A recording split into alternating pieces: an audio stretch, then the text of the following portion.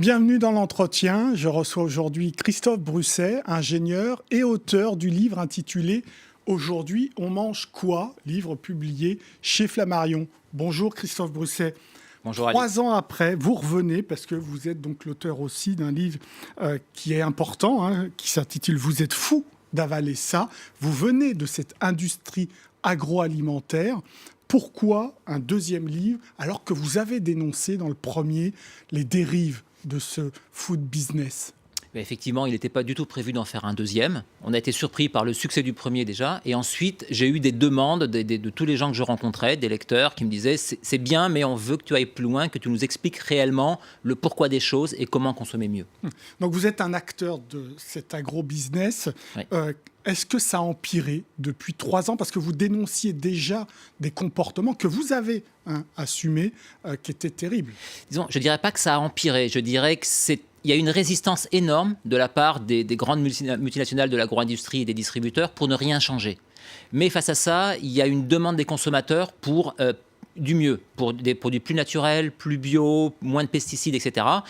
Donc il y a une demande et on voit qu'aujourd'hui, la situation est en train tout doucement de s'améliorer. Vous dites dans ce livre que l'esprit de l'industriel, c'est de toute manière de faire le produit le moins bon en qualité parce que ça lui rapporte le plus. C'est toujours vrai? Mais oui, parce que l'industriel est une entreprise.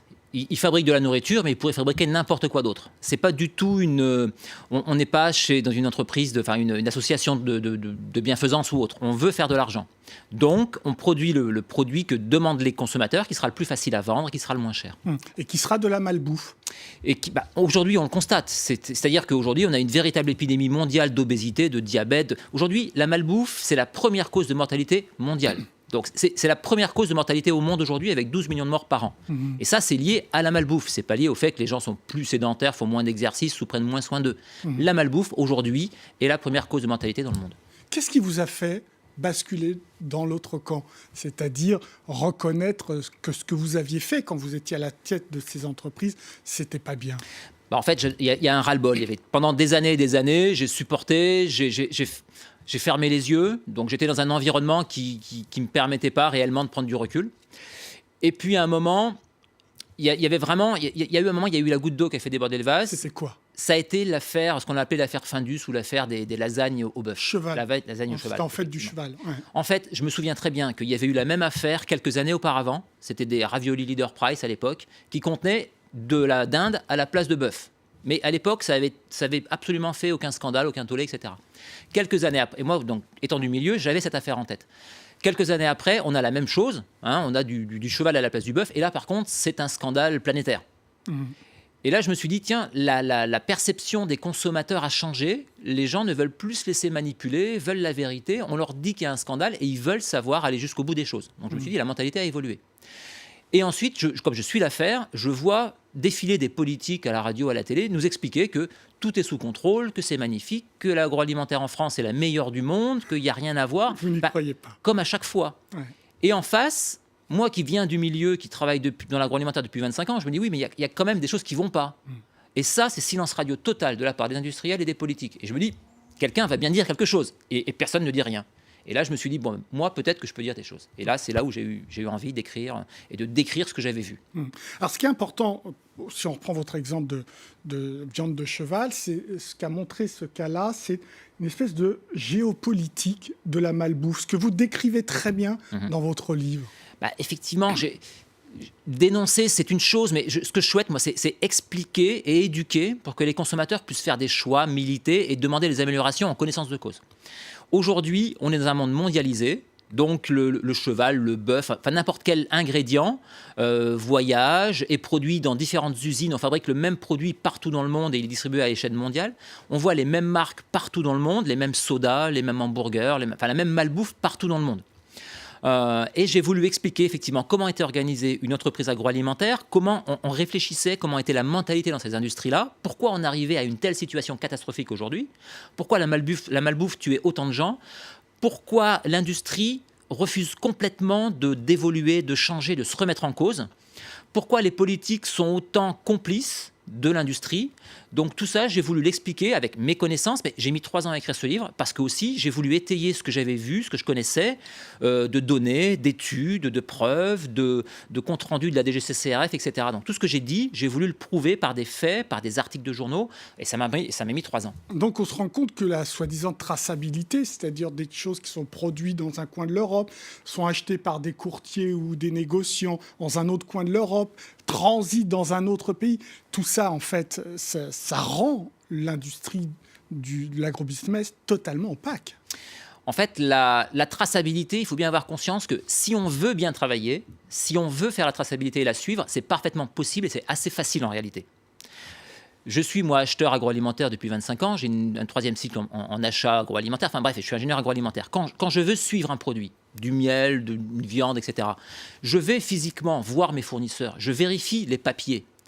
Cette affaire des lasagnes au bœuf, si j'avais été, moi, le fabricant final, j'aurais pas pu me faire avoir.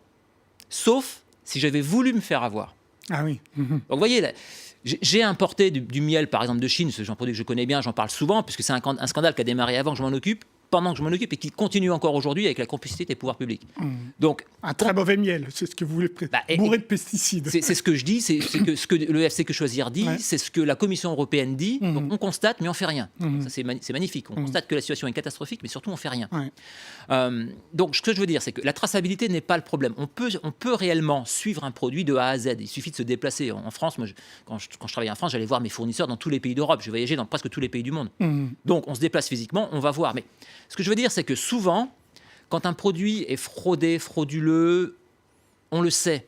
En tant que spécialiste des achats, on connaît parfaitement son marché. On connaît les fournisseurs, leur réputation, on connaît les prix, on connaît les qualités.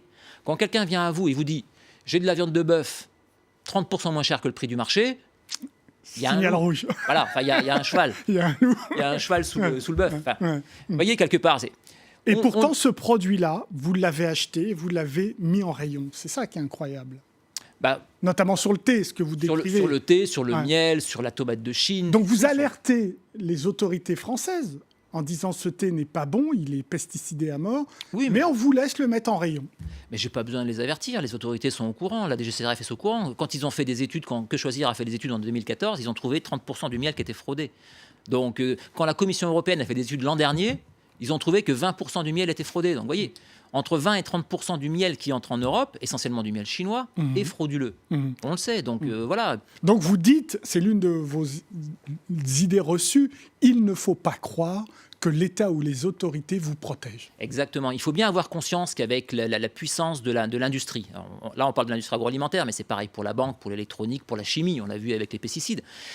L'argent coule à flot dans l'industrie. Les entreprises agroalimentaires et les multinationales sont extrêmement riches. On peut financer des lobbies, des gens qu'on paye très bien. À Bruxelles, vous avez 30 000 lobbies et vous avez 15 000 employés de la Commission européenne. Donc vous avez 2 lobbyistes pour un gars qui travaille pour Bruxelles. Et en plus, le lobby, c'est aussi payer des scientifiques pour les faire progresser dans leur carrière. C'est aboutir au final que la moitié des experts de l'EFSA, donc de l'Agence européenne de sécurité alimentaire, la moitié des experts sont payés par l'industrie. Comment vous voulez, après, que les règles européennes ne soient pas à l'avantage des industriels? On l'a vu dans le glyphosate. C'est quoi les solutions, alors, quand on a un tel constat?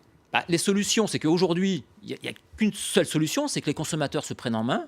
Pour cette question alimentaire, mais pour toutes les autres également, c'est que réellement, on ne se laisse plus faire. On n'accepte plus qu'on nous dise « c'est la faute à pas de chance », circuler, il n'y a rien à voir. Moi j'ai complètement analysé l'affaire du fipronil, par exemple. Ouais, donc dans les œufs... Voilà, les œufs qui étaient contaminés au fipronil. Le scandale est parti de Hollande.